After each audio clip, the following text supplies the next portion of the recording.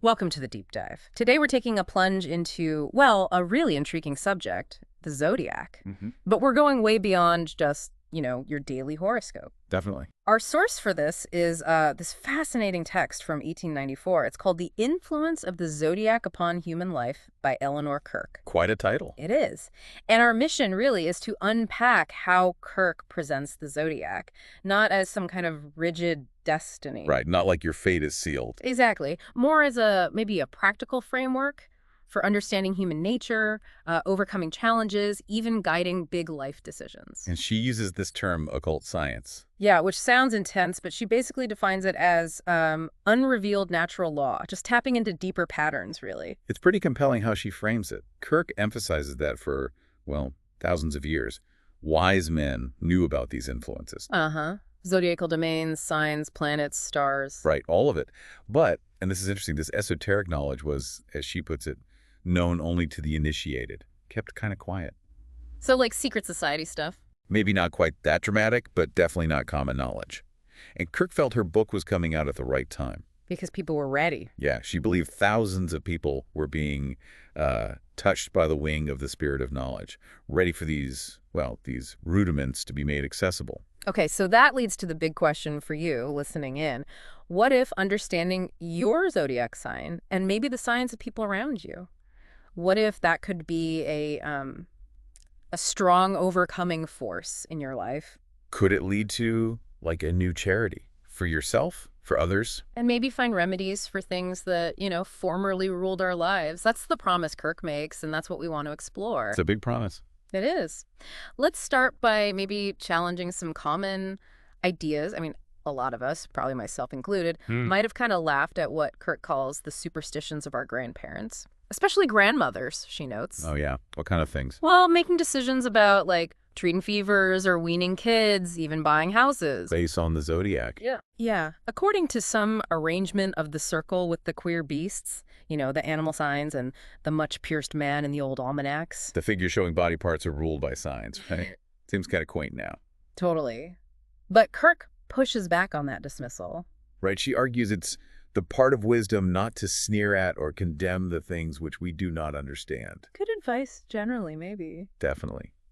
She felt her time, this age of interrogation, was giving way to an age of response. Meaning that maybe the hidden forces of the universe are more potent than those we can see and handle. Yeah. The unseen stuff having more power. Okay, that's a pretty significant shift in thinking, central to her unrevealed natural law. And she introduces this concept of the grand man at the Zodiac Center, each sign pointing to weak or vulnerable parts of the body. Yeah, you mentioned that. It's specific, Like Taurus will be seen directing attention to the neck, Gemini to the arms, Leo to the heart. It's almost like a cosmic anatomy chart. But here's the crucial part, the nuance. Kirk says the ancient astrologers knew this tendency to disease. Well, it had no reference to the regenerate man. Okay, what does regenerate man mean here? Basically, the self-aware, spiritually developed person, the divine human who gets that mind, is the supreme master and matter the obedient servant. So if you've reached that level of understanding. And those potential physical weaknesses, those dangers, are absolutely false for you. They don't hold power. Got it. So it's not about limitation, it's about understanding something so you can transcend it. Exactly. Transformation is key to her whole philosophy. Okay, so if the zodiac maps physical vulnerabilities, what about something like relationships, human connection? Well, Kirk tackles that head on. She claims the cause of many an unhappy marriage can be traced to the attempted union of uncongenial elements. The elements again, fire, earth, air, water. Yep, those four. Yeah. She argues that what used to be just very vague notions about why some couples clash now has a kind of scientific explanation in these zodiacal domains. It gives a different perspective on why you see quarrels and separations of the most excellent people. Because they're elementally mismatched. She says they become little short of demons when united against their nature. Strong words, right? Yeah. But it highlights how fundamental she saw these energies. So let's get specific. What does the text say about compatibility? Any examples? Oh, yeah, some vivid ones. Take fire and water. Kirk suggests they should not marry unless there's been a thorough spiritualizing process. Why is that? Her reasoning is pretty direct.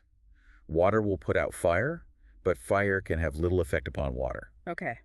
So marriage between them usually means, and this is a quote, splutter and spatter, hiss and steam. Wow, paints a picture. Does she give sign examples? She mentions Aries, which is fire, and Cancer, water, as one potentially difficult pairing.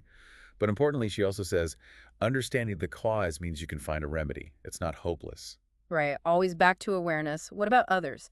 Air and water. Those she calls always more or less hostile elements in the marital relation. Hostile. Why? She says air people tend to scatter, their energy goes outwards, while water people are restless, but maybe more contained, inward. Okay. And the comparison she uses is striking. They have no more affinity for each other than a robin and a goldfish, an eagle and a whale. That's pretty clear incompatibility then. Very clear in her view. What about fire and earth? Any better? Surprisingly, yes. She says they get along better together. Oh, how so? Well, earth likes and needs the vitalizing and vivifying flame from fire. And fire likes to give of itself to earth. There's a kind of mutual benefit there. But there's always a but, isn't there? Usually. The caution is that fire is impetuous and dominant, maybe even domineering, and it expects a quick response. Which earth signs aren't known for. Exactly. Earth is slower, more deliberate. So that quick response fire wants, Earth isn't always ready to give it. That can cause friction. Okay, so these are some pretty stark descriptions of elemental matches and mismatches. They are. But it's really crucial to remember Kirk's caveat. She says these insights about marriage, they apply to the average undeveloped human being. Ah, there it is again, the development aspect. Precisely. The big takeaway for you, the listener, is this. If these persons have learned to control themselves and live above the influences of selfishness, anger, prejudice, envy, or whatever faults their signs and domains might have, Then, they are safe. The elemental clash doesn't have the same power over them. Self-awareness and, well, spiritual growth trump the basic astrological tendency. that's a really empowering message, actually. It's not just this is your fate. Not at all. It's this is a tendency, here's how to understand it and rise above it. Okay, with that foundation, let's maybe zoom in. Let's look at one specific group, the fire triplicity. Sounds good. Aries, Leo, Sagittarius. Exactly. The ram, the lion, the archer. Kirk gives us a really detailed look at their traits, their strengths, and some surprising quirks, too. Yeah, she says right off the bat, members of this fiery triplicity are fundamentally different from, say, the watery one. As different as fire is different from water. Makes sense. And she adds another layer, right, about their position. Each sign holds a head, middle, or last position in its triplicity. That influences its specific flavor. And what about people born right on the edge of a sign change? Ah, the cusp. Yeah. She mentions that the 6 days when one sign transitions to the next, people born then tend to share characteristics from both signs. Okay, interesting nuance.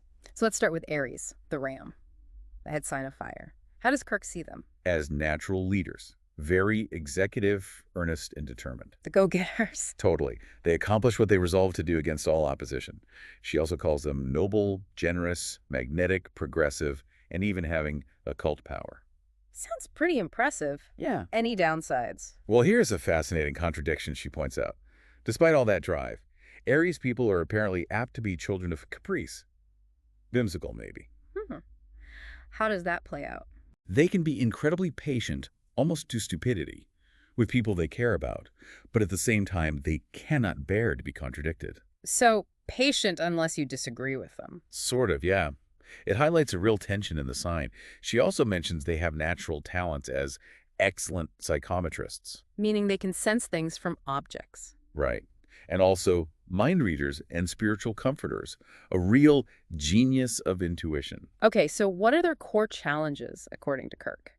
Their faults. She boils it down to selfishness, anger, and impetuosity. Pretty fiery traits. Makes sense for a fire sign. And her advice for growth. It's quite practical, actually. She says Aries people should keep a strict count of the times when facts prove them to be wrong. Ooh, tough one for a leader type. Right. And also put a bridle on their tongues and actively practice silence. So learn to listen more, maybe reflect before acting. Exactly. The idea is that their powerful executive ability, if unchecked, can tip into recklessness, which leads to loss and disaster. Needs balance. Okay, that's Aries. Let's move to the middle fire sign. Leo, the lion. Right. Kirk paints them as generally kind-hearted, generous, sympathetic, and magnetic. The charmers. Definitely. Yeah. She says they excel as fine conversationalists and are the best as storytellers. And when they're spiritually awakened, Yeah. they apparently radiate a luminous substance and have this most remarkable power in molding public opinion. Wow. Influencers, 1894 style. Pretty much. She also has a really memorable line about Leo women. Oh, yeah. What is it? The motto of the Leo woman is, "Love me, love my dog." Meaning? It points to their fierce loyalty, especially regarding their children. She describes their astonishing ferocity if their kids are harmed. Very protective. The lion is protecting her cubs. Exactly. But again, the contradictions. Kirk also notes Leos would rather plan than work and can be sometimes very lazy. Huh. So, great ideas, maybe less follow-through sometimes. Could be, and while their natural intuition is very great, she warns it can curdle into deep-seated aversion and prejudice if they're not careful. Okay, so potential pitfalls there too. What are their main faults, according to Kirk? This list is Yeah. quite something. Cunning, tricky, natural prevaricators, and chronic borrowers. Ouch. That's harsh. It is. Plus, a tendency to be hot-headed, impetuous, fiery, and passionate. Again, that fire element coming through. So how do they grow, spiritually speaking? Kirk's prescription is cool and passive contemplation and silence. Sounds like the opposite of their fiery nature. Deliberately cultivating calmness. And specifically working on overcoming the selfishness of this sign. She does add, though, that things like training and environment can modify these faults, especially in Leo women. So nurture plays a role alongside nature. Yes, definitely. It's not just astrology, it's how you develop within those influences. All right, let's round out the fire triplicity with Sagittarius, the archer, the last sign. Okay, Sagittarians. Kirk sees them as people who usually aim well and hit the mark in all matters. Good planners. Good instincts. Both. She calls them prophetic, able to tell the outcome of almost any enterprise from its inception. Like they see the trajectory early on. That's quite a skill. What else? They're described as born busy, always doing something. Also neat and orderly, and very careful in money matters. Organized and financially prudent. Sounds good. But here's where it gets really interesting. Their perception. How so? Kirk states, they hear words and see visions that the world knows not of. She says they are naturally clairvoyant and clairaudient.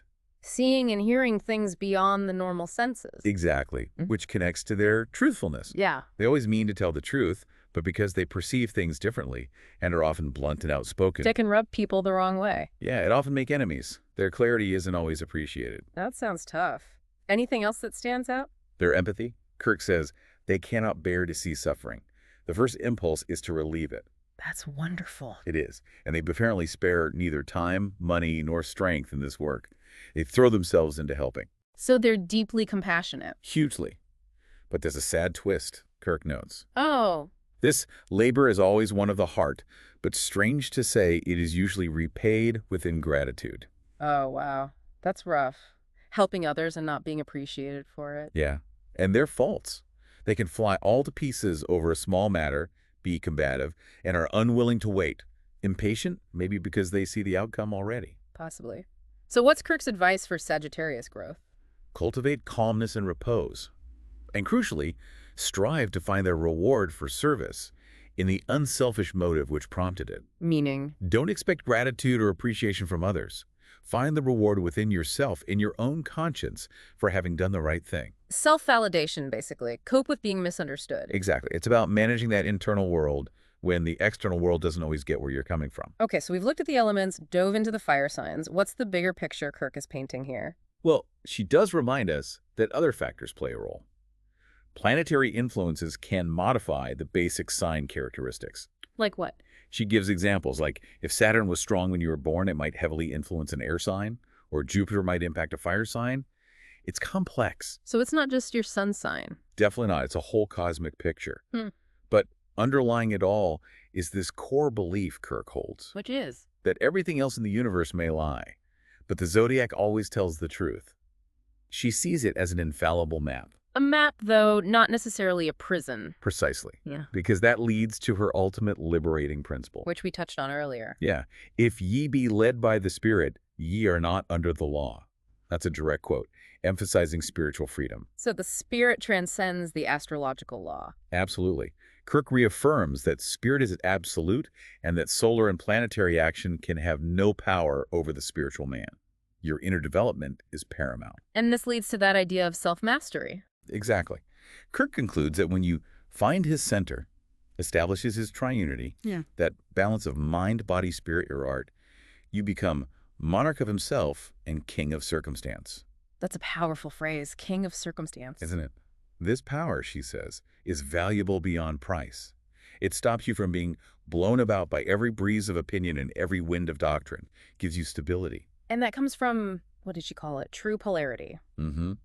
The progressive student will soon find that his power depends upon the harmonious development of his natural genius and the establishment of true polarity, aligning yourself inwardly. So it's about developing your inherent talents, finding balance, and living as, what was the phrase? As a willing server, his mind ever fixed on the boundless opulence of nature, able to look steadfastly through nature up to nature's God, connecting to something bigger. Wow. Okay, so that really brings it all together. It's quite a journey through Kirk's vision of the zodiac. It really is. It's not about being fated or locked in. It's about understanding these tendencies in yourself, in others, so you can, well, become that monarch of yourself. And Kirk leaves us with this really stark contrast. She defines ignorance as basically sin, sickness, sorrow, and death, all the bad stuff. And the cure? Intelligence, she says. Intelligence is the infallible cure for sin, suffering, disease, and death. Understanding is the path to overcoming. So, thinking about this deep dive, the final question for you, listening, is maybe, how could understanding your own domain, your own sign's tendencies, and those of the people around you, how might that actually change things? Could it really lead to that new charity Kirk talks about, a new way of seeing yourself and others? And maybe uncovering remedies, solutions, perspectives you never knew existed? What unrevealed natural laws, as Kirk puts it, are maybe waiting for you to uncover in your own life? Lots to think about there. Definitely, a lot to mull over.